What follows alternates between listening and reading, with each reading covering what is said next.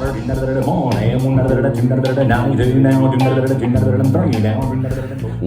to the Better Bid Calling Podcast, a podcast designed with you in mind. Our goal is to make good auctioneers great and great auctioneers better through education and motivation. Join your host, champion auctioneer Joshua Houston, and his award-winning and industry-leading guests every month to learn insights and tips regarding the auction contest and the auction industry so you too can proudly say, sold!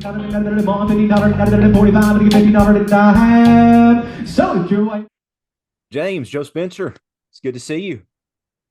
We normally see each other face to face, and probably we'll do that here this weekend. Y'all have a sale coming up on December the 2nd, farm equipment sale. Kind of late in the year to be having a farm equipment sale, so I don't know how that came about, but I'm glad it did. We'll have fun with the crew selling a couple of tractors and some other pieces of farm equipment, and looked like a couple of maybe antique and knick-knack things in the pictures too. So that'll be a good time. But it's good to see y'all. Good to have you. For those of you who don't know, which if you're in Tennessee, you know who these two are. But if you're not in Tennessee, and we have a lot of listeners who aren't, this is James and Joe Spencer Gary. They are the proud owners and CEOs and CFOs and all the big titles, except they say they don't handle the money. That stays with the women of the company, and probably for a good reason. But they are the originators and big wigs of Gary Realty and Auction. And that's kind of the first thing I want to talk about, James, is, whoa, watch out, Joe Spencer. That's the first thing I wanted to talk about with you is how you got started in the industry, and about your dad and how he got started. So just go ahead and kind of tell us your origin story there, James. Well, Ben started in, if I'm correct, it was around, he got his license in 1964. He had started out like the majority of Middle Tennessee people. He was in the farming business, and he got into the auction business really at the age of 16. He was helping a local auctioneer in Franklin, Tennessee, that had a weekly auction house that did auctions on Saturday mornings, 8 o'clock in the morning. And I can't remember the exact time, but at one point in time, Ben would actually split off and would sell the livestock because they sold everything from pigs and chickens and calves to household furniture, vehicles, everything. Literally, it was a community event on every Saturday that Mr. Fulton Beasley had. And after time, he branched out on his own and got his own license in 64. There was an auction. There was actually a hay barn about a half a block off the Highway 31 in Spring Hill that he actually started in a hay barn. It was in November. It was a cold part of the year because I don't remember much about that, obviously, because I was about 5 years old. But that was when it was so cold, they had plastic up and heat source and everything like that. That went on for maybe 6 months or so. And then an opportunity became available of where he wound up renting where our auction barn was for so many years. And he rented for a year or two, and then the family decided that they were going to move to town. So they wound up and bought the house and where the Spring Hill auction barn was, in about 35 acres, and moved up there probably in 67, I think, is when they had the first auctions up there. And it was actually it was a Minneapolis Moline tractor dealership that turned into a Massey Ferguson tractor dealership before we made it into the auction barn. So from that, I mean, it was just pretty well a natural progression that it was a family-oriented community type business as well. The sales were on Friday nights. There were, people would bring items in by the truckload or piecemealed out, and we would tag it, and they would, have the auction on Friday night. And Ms. Gary Burnetta, Plain as we all call her, she did all the bookkeeping and wrote most of the checks over the weekend and paid people out on Monday. And then that progress just started over and over. Um, then we did have outside auctions on Saturday as well. And over time, the antique business became more relevant, and we kind of moved away from the Friday night auctions and started having antique auctions on Monday nights, which was kind of an odd time, everybody thought, but actually, that was one of Ben's ideas that, and I think it bred itself because we always had special antique auctions on Memorial Day, which was Mondays, and Labor Day, which a lot of times was Mondays. And occasionally the 4th of July sale would be on a Monday. So he had those special sales throughout the years. So he decided to pick the Monday night since everybody else was having their weekly sales on Saturdays. So that's kind of where that went. And, over time, we sold every kind of specialty that, I can think of. We had a great consignor from Florida that would come up once a month that had a 2-night sale on Monday and Tuesday nights. And we had everything from, back when they were selling good Hummel collections that we sold exclusively. We had 600 old lamps one night. We had over 1,000 clocks one time. We had 2,000 pieces of McCoy pottery one time.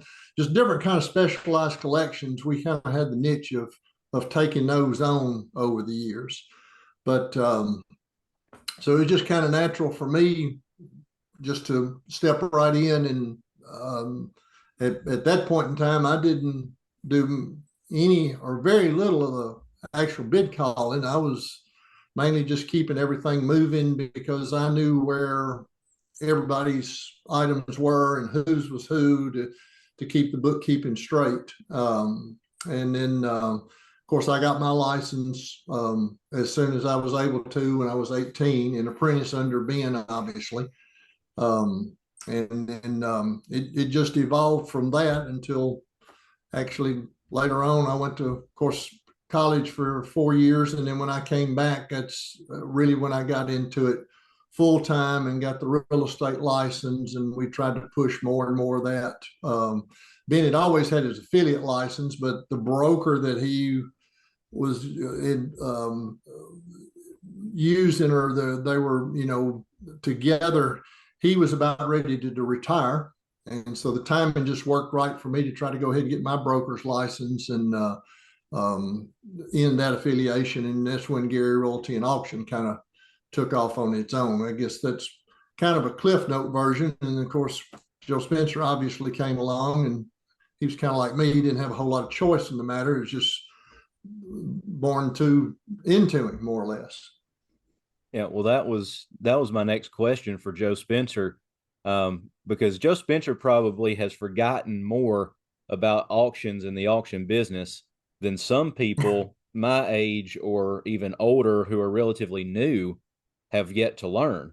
Because I mean, from the time that Joe Spencer was born, I remember going to the auction barn and you know us holding items up on the stage when I was probably 5 or 6 years old, and Joe Spencer would have been, I don't know, 3 or 4 or something like that. And I mean, we were running around the auction barn together, and my brother there too. But Joe Spencer, you went to auction school at the Missouri Auction School, and Yes, sir. most of the people in Tennessee, just because it's close, go to Nashville Auction School.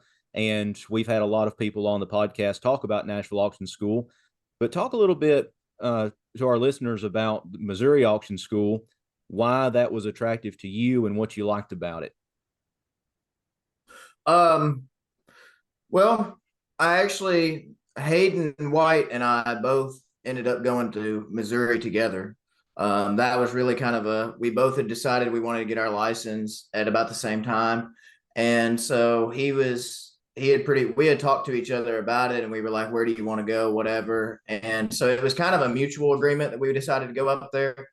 And I really enjoyed going to Missouri Auction School. It was a lot of work. It was a lot of long days. But there was, I think there was 85 in our class, and it wasn't just local people. It was people from all across the United States. There was even people out of the U.S. There was a guy in Canada. There was somebody that was in, I think it was either South America or South Africa or somewhere. So it was a lot of diversity in the room. And it was really interesting to see how the difference the business was from different areas. Um, Not only that, but the instructors that we had were really cool.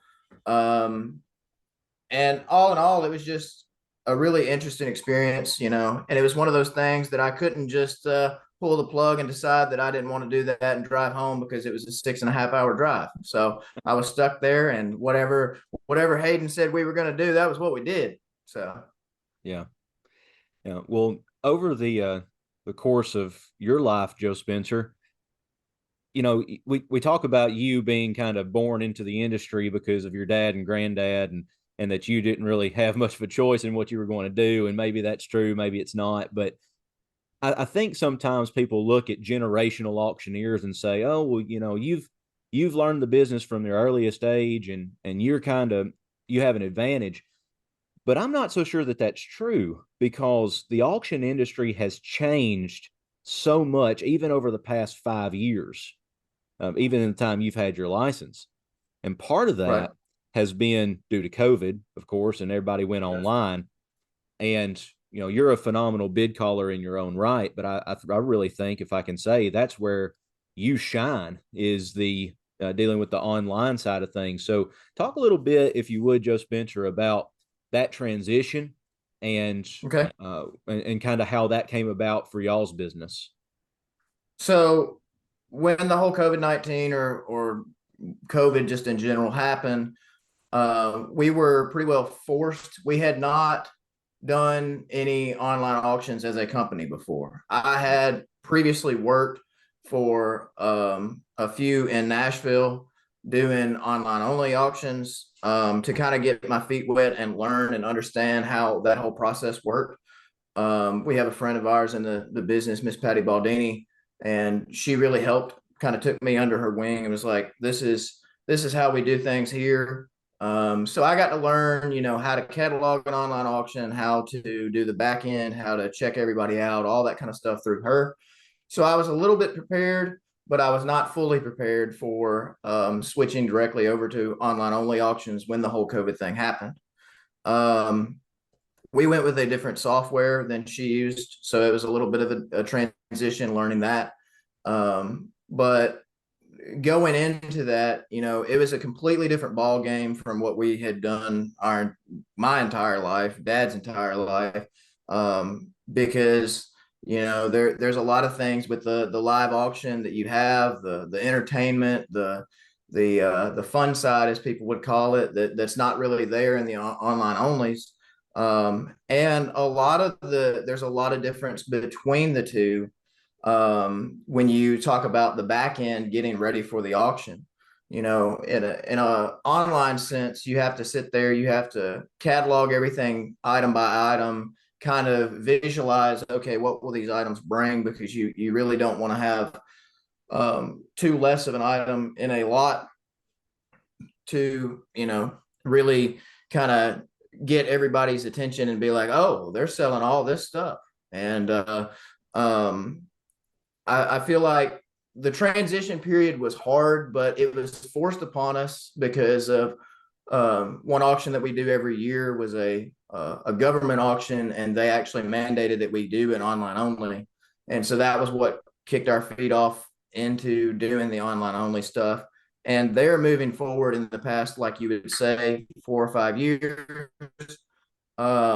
We have definitely transitioned to where we're doing a lot more online only auctions.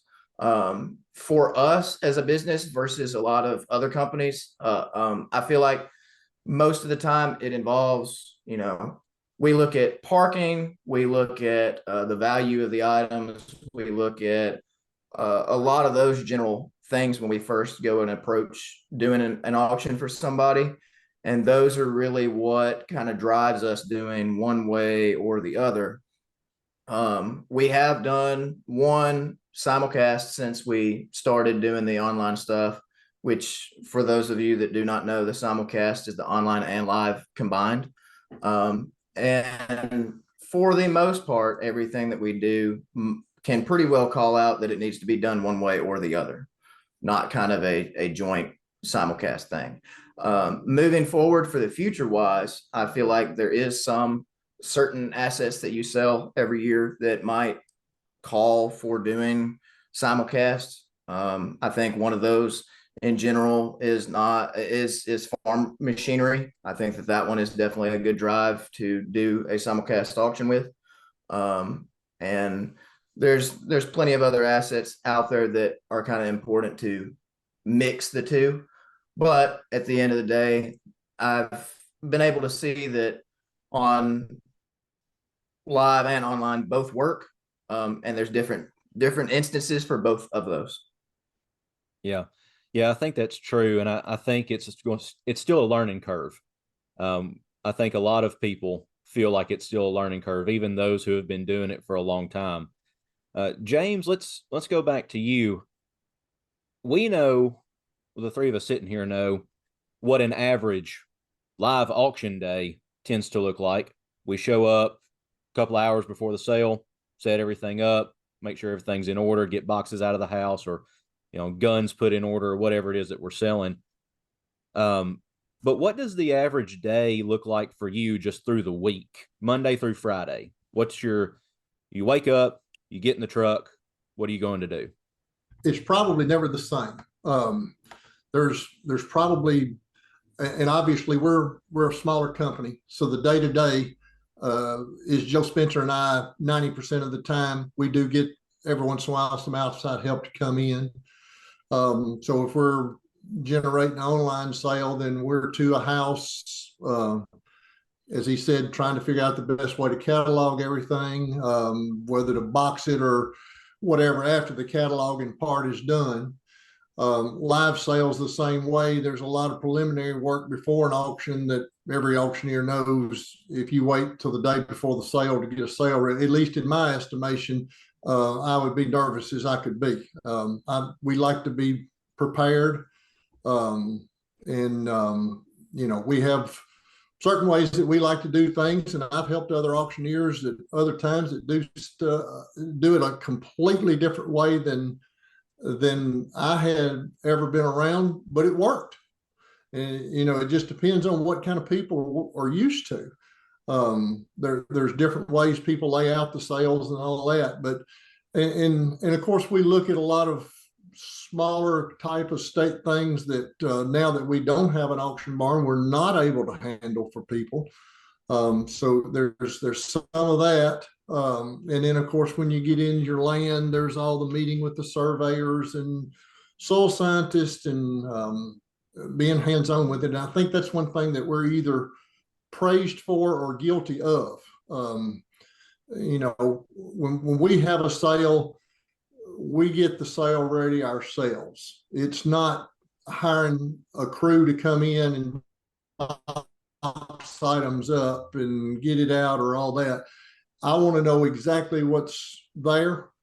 So our sales setup is still, primarily us.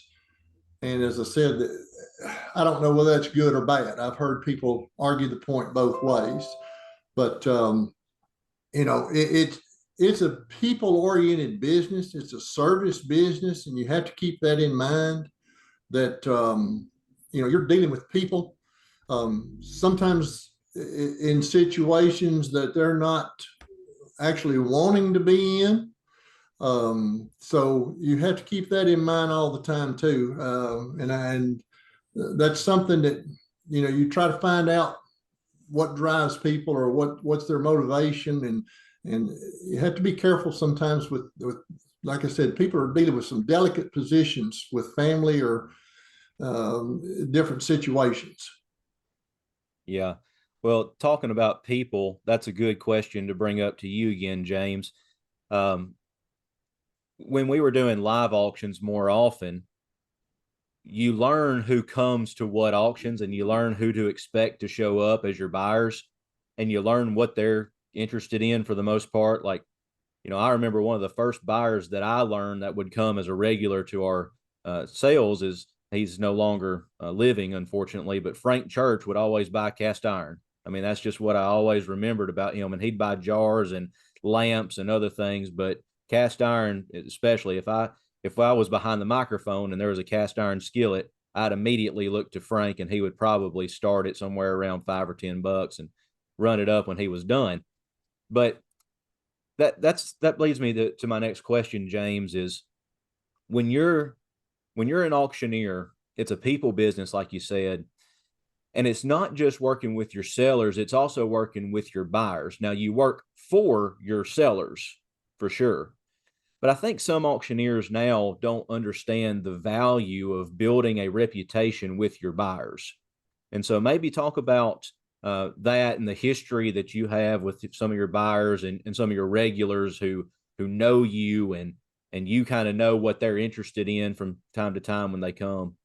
And that's a good point. Yeah, and one thing that I think you need to realize too on that same point is those buyers are probably at some point in time going to become sellers.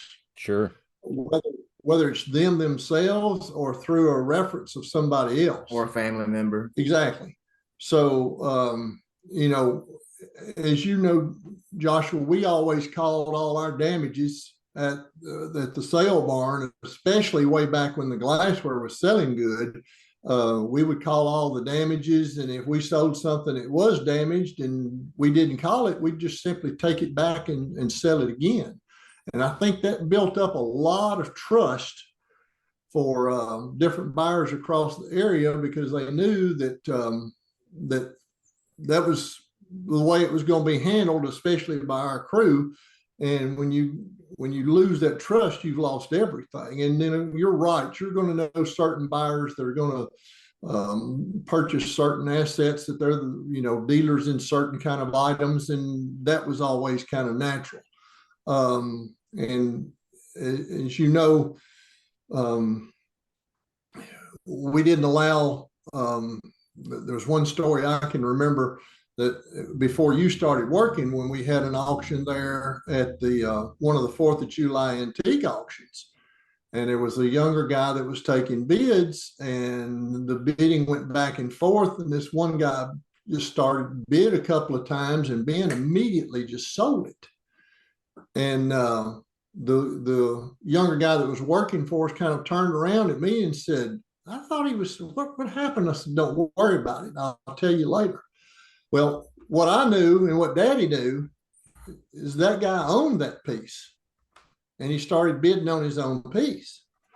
That was the unspoken rule at our place, and it always was. So Ben just immediately sold it to him and charged him commission, made him pay for it, and go on about his merry way. Of course, he never got to sell anything there again.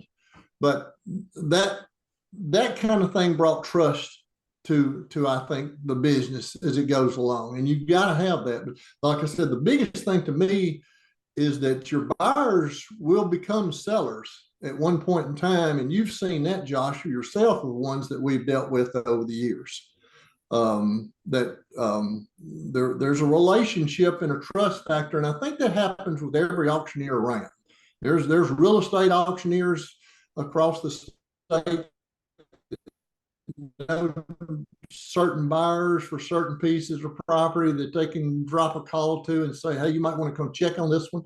And farm equipment buyer, it's intertwined. But yes, that's actually, the buyers are the lifeblood. Without them, you're nowhere.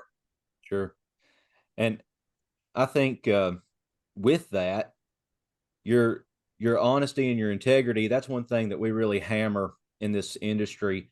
But kind of going off of that, and Joe Spencer, you've seen this as well, and all of us have.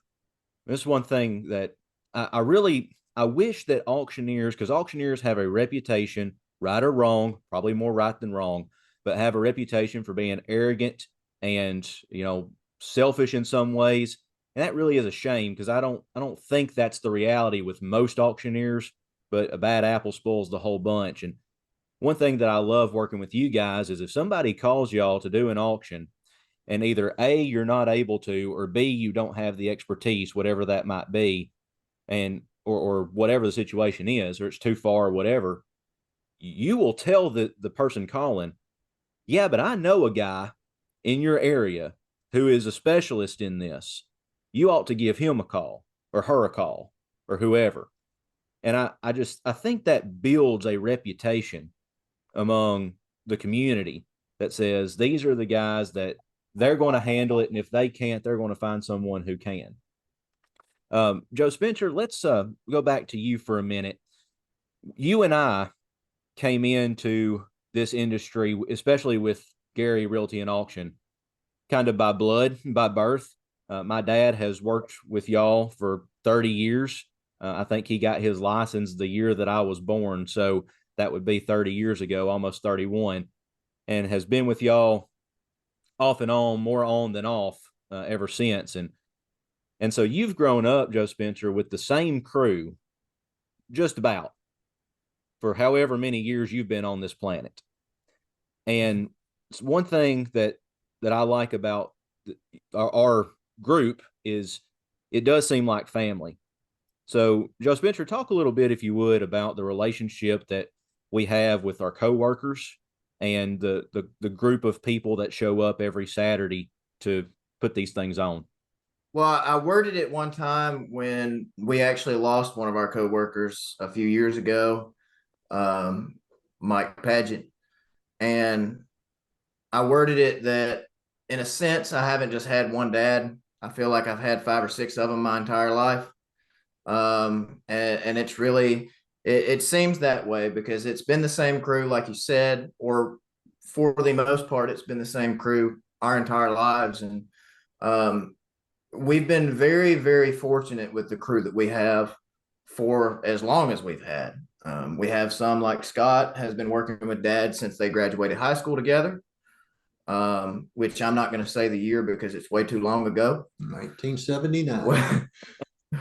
And then and through the years, it's kind of been family friends that have joined in and have been like, I want to give this a try, and then they pretty well stay. And now we couldn't fire them if we tried to.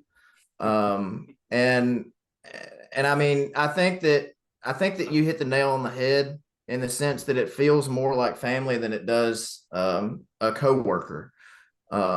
With that being said, I think that because everybody has worked together for so long, that there's a lot of unspoken rules between all of us every single sale, that there's very rarely that we have to sit there and yell at each other and say, oh, do this, do that, because everybody just knows what to do, because it's a well-oiled machine. We've been doing the same kind of thing for so long. So, I know not to touch the money. All the women handle the money, like you said earlier. But we're all one big happy family, and we have been forever, and we've been very fortunate with that. And one of them that works with us all the time, as you know, he says, I'm getting too old for this stuff. That's what he tells us every time. But we know that we've been very fortunate with them as long as we've had them around. Sure. James, you want to say anything else about that? I would just, everything he said, I think is true. And you guys have worked together so long that I can notice it. You're almost, I equate it to being in a defense on a basketball court. If one person has to peel off to take a box way over to the side, one of you guys in the ringman will just naturally progress over on his side until he comes back, and then you just shift right back over. You kind of have your lanes of where the bids all come from. And I think one thing that attributes that to me, that, and I know we know about it, but other auctions I know have problems with it. There are very, very, very few tie bids at one of our sales. Mm-hmm. Maybe 1 or 2 out of 300 or 400 or 500 pieces, maybe. And several auctions, we never have a 1. And that's a tribute to all, like you say, the guys that have been working there so long. somebody asked me not long ago about y'all and was complimenting, and I said, they've been in it too long. You're not going to have them jumping up and down, screaming in your face, and all that, but they're not going to miss you either. Mm-hmm. So, which is fine. It's exactly what needs to be happening. But yeah, losing Mike was tough on all of us because Mike actually had retired and called us one morning and said, what are you guys doing today? I'm kind of caught up after I've retired. And he came in here. I don't remember where we were going, probably a house somewhere. And he kind of just jumped in the truck and then off to the races we went. And then he started showing up every morning. And I told everybody, I said, I guess the job interview was over that first day when he got here. And after a couple of weeks, I said, okay, Mike, we need to pay you up and get you caught up. How many hours do you have? And he said, I don't know. I have no idea. So I had to get Joe Spencer in charge of keeping up with Mike's hours because he didn't care anything about it. And we were lucky to have him. We were lucky to have Freddie Murphy for a while that stayed with us during the week because we desperately needed those guys at that time. So it's just been really good to have a good crew that were conscientious about everything in the business. Yeah, I think that's probably true of everybody that works in the crew. Like what Mike said, well, how many hours did you work, or what do we owe you? Well, I don't know. It don't matter to us because I think I mean, we're thankful for the paycheck. Don't get me wrong, but even if something happened and y'all were like, hey, we can't pay you for this sale, I think every one of us would still show up just because we love it so much. And uh, the guys that we work with, because most people listening to this podcast don't know who our crew is, but I have not found another crew that has the knowledge of the items that this crew has. And I'm taking myself out of that because I don't have the knowledge of the items that somebody like Evie or Scott or my dad has, because they've been in it so long and they know what this particular antique is, what it's worth, what a reproduction is, and how to tell the difference, and farm equipment and things like that. But one thing for me, because I'm the new kid on the block, I think I've been working with y'all now for somewhere around 10 years, give or take. And that to be the new kid on the block is still kind of, a good little piece of time.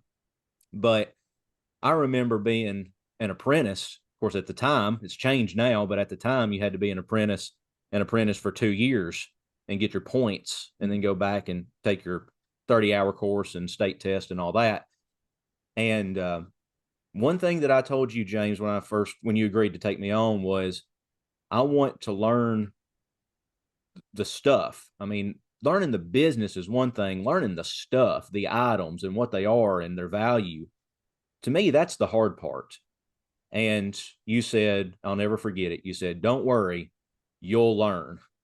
And I think maybe I have over the course of this. What I love about the crew that we have, and it's everybody, it's you guys, it's Pam, it's Plain, it was Ben when he was around, and it's all the crew, is it's a mentorship. I think Joe Spencer and I have felt this a lot, that we are taken under anybody's wing and taught. If you ask questions, you'll get an answer. And I love that. James, let's shift gears here for just a minute and talk kind of more broadly. I try to encourage all our listeners that whatever state you're in, if your state has an association, to be part of it. I think we had a great TAA convention not too long ago, a couple of weeks ago. And James, you're the treasurer. You were the treasurer for the last round. You're going to be the treasurer again for this round. And I don't know if you're happy or sad about that, but it's the way the cookie crumbled. And I was telling somebody at the TAA convention, they give you the money because you don't let go of it. But talk a little bit about TAA and its importance.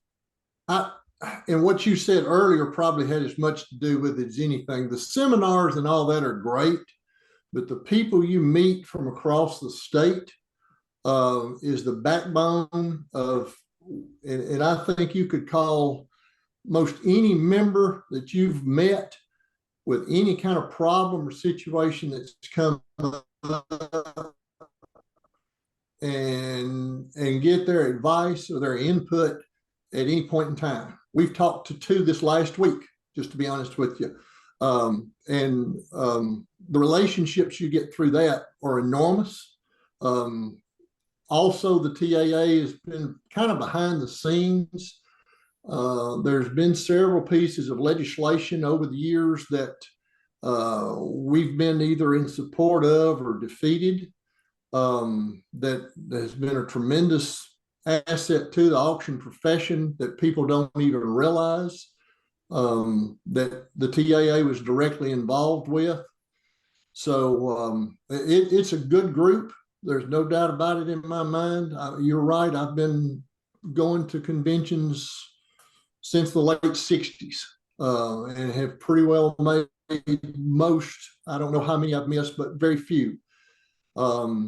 It's just really the group of people that you're going to depend on to keep this business going.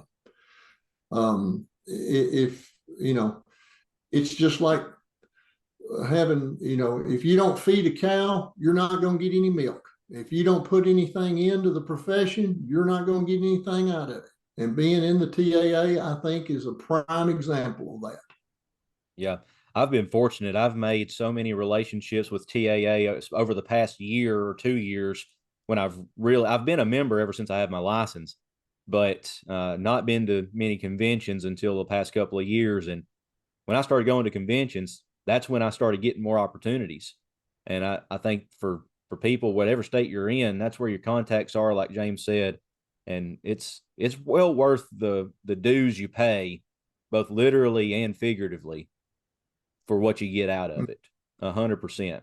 For those who don't know, James is a TAA Hall of Famer, and Joe Spencer is a TAA rookie bid calling champion.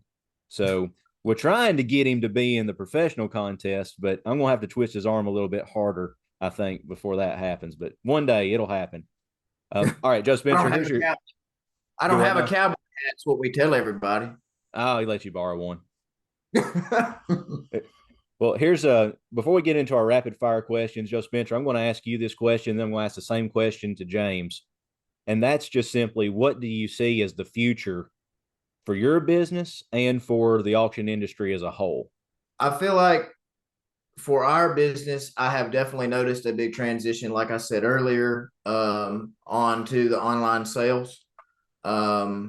There's a lot of times locally that I have brought up when we've been riding around in town going to eat or something like that, that I'll point out at a neighborhood and I'll say, look at that neighborhood. There's not enough room to park 3 cars there. So if they call us to do an auction, you're almost forced to do an online auction because there's no parking for a live bunch to even be able to go to.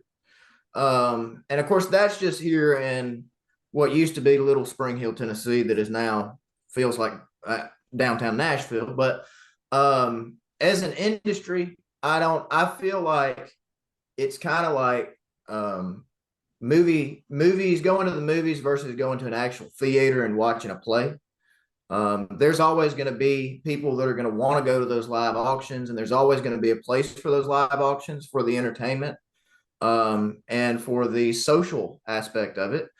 And then I think that there's also going to be a place for the movie or the online auction where somebody just sits at home, hits the button, and plays the gamble of, well, maybe I'm going to outbid that person and win it and go pick up my items tomorrow.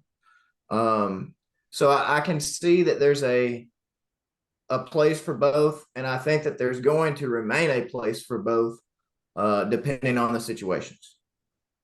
James? I think that when online started, when we started online, one of the biggest things that I think that we got as questions from people that weren't like I am computer literate enough to really drive one the right way. So we had a little bit of a learning curve with those people trying to get them registered and understand the bidding process and explaining all that. One thing I'm noticing now, though, that even on the live sales, which everybody's got a website. A lot of the older people, 70, 80-year-old people, are definitely looking at pictures. Now, whether that means they're getting their grandkids over there to look at something they're interested in, I really can't answer. But the technology obviously is here. Everybody knows that. But on top of it being here, it looks to me like the older quote generation has taken to it more than I thought they would. I do think simulcast will become more prevalent, probably in certain situations, over just online or live. I'm like Joe Spencer. I think there's situations for both. You still, and we have people that will not come to a live auction, and we have people that come to a live that will not do online. And we have several that are branched over, and either way, we notice them participating in either one. So I think that's bridging itself quicker than maybe a lot of us realize. A lot of our buyer pool is kind of getting a little bit younger because of the online, I think, whereas the live, it seemed like it was getting older. It depends on whether you're selling, farm equipment, land, house, all that. The one thing that I think we need to see the future, auctioneers need to promote themselves better, the industry better. We're pretty good at promoting the sale ourselves, but I don't know that we're as good at, and Bobby Colson's made this statement a lot of times. He said, we can promote a good auction without any trouble, but we don't promote ourselves to the world. Because I think there's a very large segment of society that just doesn't have any concept of what a real auction is, even with all the publicity that you get from the big auction companies or the big price sold for some entertainer's merchandise or something like that. Yeah, I just got a TikTok the other day, a couple of weeks ago, and I don't know why, but I did. And I put a little video out about the auction chant and developing your auction chant. It now has 707,000 views.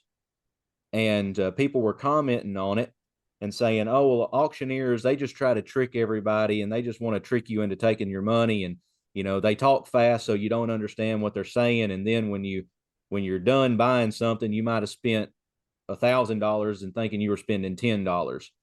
And I just commented right back and said, look, if you've got an auctioneer making you think you spent $10 but you actually spent 1,000, you got a crappy auctioneer. I mean, Yeah. it's just, it's not the way it is. But there's a perspective that the world has. Go ahead. Exactly. That was what I was saying. That's exactly what I'm talking about. We have a bad perception out there with a lot of folks. There's a lot of times where I'm hanging out with people my own age, and we go bowling wherever, and we meet somebody new, and they say, well, what do you at 26 years old, that's one of the big questions that you get with everybody is they say, well, what do you do for a living? And I say, well, I'm an auctioneer. Instantly, they just say, well, oh, you're one of those people that talks fast. That's all they say. That's all they know about the profession. They don't know about all the everything else that takes place to happen for these auctions, for the sellers, for everything. They just automatically assume, oh, you're one of those people that talks fast. And as Shane said, Nashville Auction School, we do way more than just talk fast. Yeah. I had another video where I was talking about auction school, and people were making fun of it, saying, oh, well, so you go to school to learn how to talk fast. And my response to that was, it's an industry. It's a business. If you want to be a paramedic, you go to school. If you want to be a welder, you go to school. If you want to, for me, if I want to be a preacher, I went to school. And that's the right. That's the perception that people have. They think you just kind of wake up one day and do it, but it's an industry, it's a business, and a lot of people put their entire livelihood in our hands, and that's a big weight to carry. And maybe we need to take that more seriously. So, all right, guys, let's end this little podcast with some rapid fire questions, just a couple, 1 or 2 word answers. Real fun. We'll start with Joe Spencer, and then we'll go right to James, back and forth, and y'all just answer it how you will. So, Joe Spencer, we'll start with you. What is the weirdest item you've ever sold at an auction? It would have to be an animal head of some sort. I don't know. I wouldn't say that it would be. I remember one in the auction barn years ago. We sold buffalo head, but we had some more recently that were from Africa or somewhere. I don't know. What would be the weirdest one you think? This would be pre all of you being born. We sold a dead rattlesnake once on a Friday night. I think Man. you, Joshua, sold one of the most unusual items at Fairview. Didn't you sell the wicker casket? Yes, I tell that story all the time. Yes. The wicker I casket, and wanted you then to have that opportunity. well, I'm glad I did. We also had one. I don't remember. I think I was actually behind the mic for that one too. We had an estate sale in Spring Hill or Columbia. We walked around to the basement, and I don't think any of us knew it was there. It was a wood box with a funeral home stamp on it, and we opened the box up, and there was a baby casket. So I've sold two Yes. caskets for Yes. Gary Realty and Auction. I don't know what that says about me as an auctioneer, but Yeah. We had the we had the what? horse drawn hearse. Yeah. That was kind of an unusual item too. Yeah. All right, Joe Spencer. Maybe not the weirdest item that you've ever sold, but somebody comes up to you and says, okay, you're an auctioneer. Tell me about some item that sticks out to you that you just like to talk about to people that maybe was meaningful or unique or maybe brought a lot of money or whatever. I would say, a lot of times that changes depending on where we're at in the year, what we've been doing, and all that, because we're so on to the next one. What do we got going on the next one and all that? And so somebody comes up and says, what's the craziest thing you've sold, or what's so instantly I think most of the time my head is at, oh, well, we had on this last auction that we just did, we had this such and such item that brought, twice what I figured it would have, or we had this item that did that. So I think that actually pretty well changes for me based on what all we have going on, more than just something stays stuck in my head for a long period of time. Yeah. James?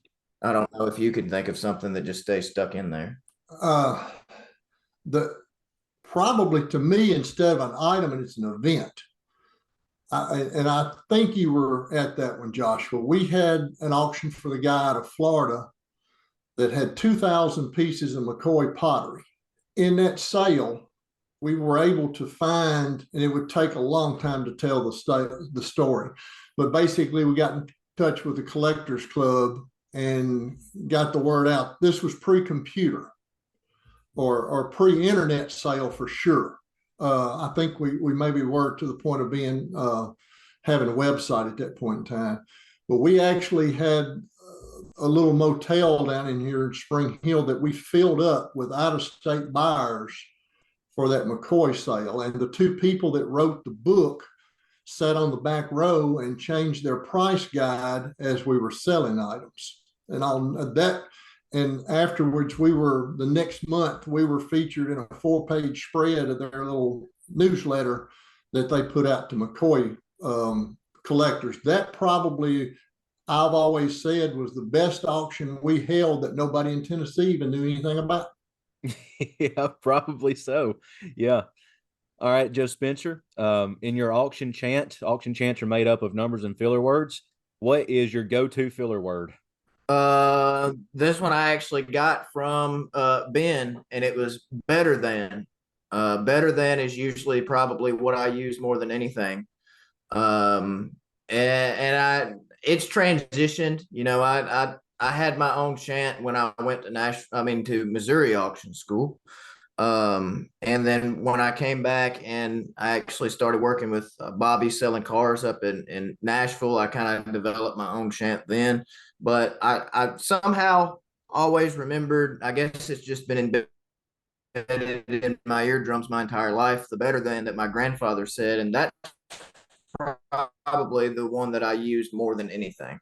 I don't even know. You guys would probably have to tell me. I don't even think about it anymore at all. It's just That's all I second know. nature. Joe Spencer, if you had your druthers, and let's say the governor of Tennessee came to you and said, from now and evermore, you either have to do a live auction or you have to do online auction. You can't do both. And let's say this: the items will bring the same amount either way. Let's take the price issue out of it and the marketing and all that. Would you rather do a live auction or an online auction? Live all day long. Live. No. Just been too indoctrinated in us forever. Yep. Yeah. Yeah. Joe Spencer, do you have any auctioneers that you like to listen to? Well, I would say this Joshua Houston guy, but that's putting somebody on a pedestal. Yep, that's right. There's one that I like to listen to, whether he knows I listen to him or not. That'd be Drew Williams. You know, I heard his chant when he first graduated auction school compared to now, and it is entirely different. But I know that man stays and practicing all the time. He even sits there with a microphone in his house, just playing around with it. I don't know that there's anybody else that really comes to mind. A lot of times watching all the international championships and stuff like that, I like to sit there and watch the whole thing and hear everybody's different chants from different areas. But other than him, there's really nobody else in specific that I can think of that I just like to sit there and listen to off the top of my head. Yeah. The competition that has worked its way up the ladder at the association meetings, it's really enjoyable to hear several of them. I don't know that I have one in particular that I like over anybody else to say to listen to, but that's really evolved into something that's really taken off, and I think everybody can get something out of that. Okay, let's end with this. Is the last question I've got for you. Joe Spencer, what is one piece of advice you would give to a brand new auctioneer? Take things slow. Because even though we talk fast, there's a lot of things that you're going to learn with time that you don't have to know absolutely everything about either the item that you're selling or anything involving the whole entire auction process right at the very beginning. You just got to do a professional job and show your sellers, your customers that you have, that I'm going to do the best of my abilities. And you kind of, in a sense, as you grow as a company, as a business, you're going to train your audience to how you sell your items. And you're going to train your sellers of, okay, I can trust that guy with the stuff that I need to give him. So I would say just take things slow, one bite at a time. Don't try to bite off more than you can chew, kind of thing. I would say probably diversify, or be able to diversify, whether it be into household goods, antiques, farm equipment, whatever, real estate.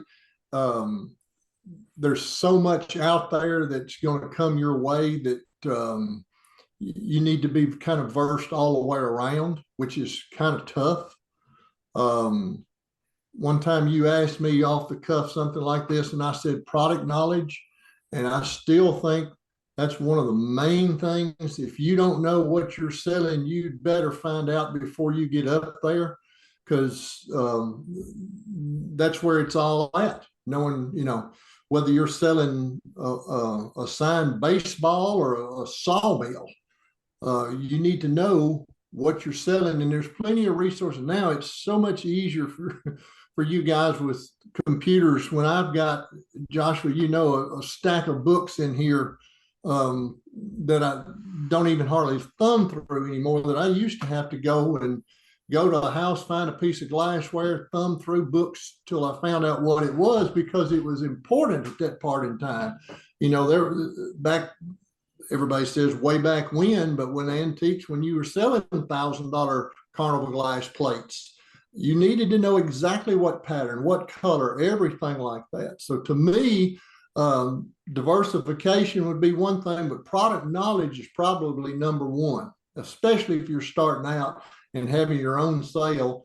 It's tough if you don't know what you got. I would even go back to the whole TAA thing and say kind of a networking thing would be important. Absolutely. Because when you're first starting out, you can, once you establish who you are and you get to meet all these different people at whatever association that it may be, There may be somebody there that has 50 years of experience that you can call on the phone and say, I don't really know, I'm hesitant on this. Can you help me out? And most of the time, I'd say 90% of the time, if you develop that kind of friendship relationship with that person, they're going to help walk you through whatever it is. Yeah. Yeah. Back to what James was saying about product knowledge. I remember starting to work with you guys, and we were doing a lot of glass sales, and glassware had obviously tanked in value, but we were doing a lot of antique sales at the American Legion building and elsewhere. And I would get so stinking frustrated. I remember asking James one time, I said, how do you know that if this is Fostoria or just cut glass, or if it's anything good or not good? And I remember James said, just do it for about 30 years or 50 years and you'll learn. And of course, you've had the books and thumbed through the books and know what they are. But that's what it takes. It takes work. It's just like any other business. If you want to get good at something, you're going to have to work at it. And so that's what I hope that people get out of this podcast and the series of podcasts and going to auction school. It's great. It gives you the foundation, but it's what you put into it. That's what you're going to get out of it. So guys, I appreciate y'all being on today. That's all I've got for the podcast. And I'd say this, even if you weren't sitting here, you guys are two of my heroes, not only in the auction business, but just in general. You're phenomenal men. I'm proud to know you. And that goes for everybody that works with your company. And look forward to seeing you on Saturday, sell a little bit of farm equipment, and hope that everything goes well with that. So guys, thank y'all for being on. All right, thank you. Yes, sir.